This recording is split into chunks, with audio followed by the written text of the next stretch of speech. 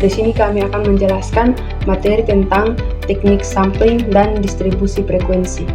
Sampling merupakan proses pengambilan sebagian data atau sampel dari populasi untuk mewakili keseluruhan.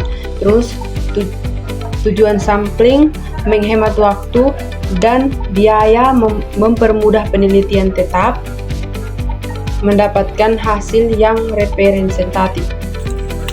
Selanjutnya, saya akan menjelaskan materi tentang jenis-jenis teknik sampling yang terbagi menjadi dua jenis, yaitu probability sampling dan non-probability sampling.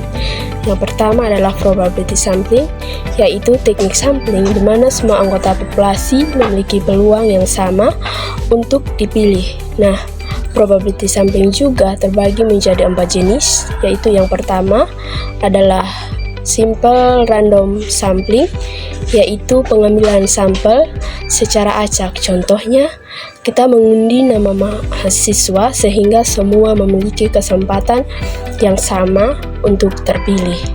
Selanjutnya yang kedua ada stratified sampling, yaitu pengambilan sampel berdasarkan kelompok tertentu. Contohnya, membagi siswa berdasarkan kelas seperti kelas 10, kelas 11, dan kelas 12. Lalu mengambil sampel dari masing-masing kelas. Berikutnya yang ketiga ada cluster sampling, yaitu pengambilan sampel berdasarkan wilayah atau kelompok besar. Contohnya, dari beberapa sekolah kita hanya memilih beberapa sekolah saja sebagai sampel penelitian. Yang terakhir dalam probability sampling adalah systematic sampling, yaitu pengambilan sampel berdasarkan urutan tertentu. Contohnya, kita memilih setiap siswa kelima dari daftar yang ada. Terus kita masuk ke jenis yang kedua, itu ada non-probability sampling, yaitu teknik sampling di mana tidak semua anggota populasi memiliki peluang yang sama untuk dipilih. Non-probability sampling juga terbagi menjadi 4 jenis, yaitu yang pertama adalah purposive sampling, yaitu pemilihan sampel berdasarkan tujuan tertentu. Contohnya, jika kita meneliti atlet, maka kita hanya memilih siswa yang aktif dalam olahraga.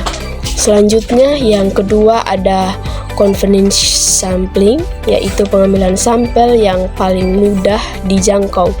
Contohnya, kita mengambil sampel dari teman sekelas karena lebih mudah. Berikutnya yang ketiga ada kuota sampling, yaitu pengambilan sampel berdasarkan jumlah yang telah ditentukan.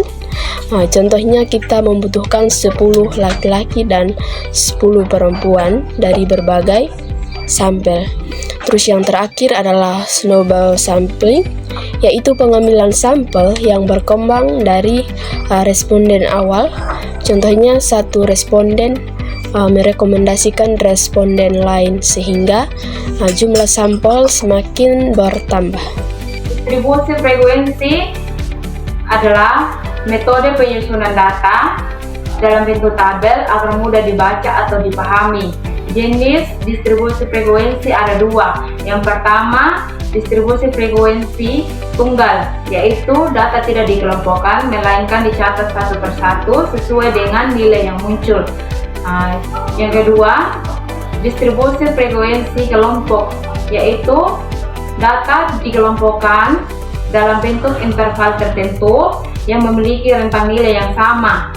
Contohnya 70 sampai 79, 80 sampai 89 dan seterusnya. Yang berikut ada distribusi frekuensi. Distribusi frekuensi adalah data tunggal tidak dikelompokkan. Contoh ini nilai siswa satu per satu. Contohnya dari nilai 60 sampai 69, 70 sampai 79 dan sampai seterusnya. Contoh manfaat distribusi frekuensi saat itu analisis data kelompok, mempermudah perhitungan rata-rata media. 2 itu penelitian studi, mengelompokkan umur respon dalam penelitian medis untuk melihat kelompok umur manakah yang paling terendah. 3 itu bisnis penasaran analisis tren. penjualan produk berdasarkan rentang harga dan data kepuasan pelanggan.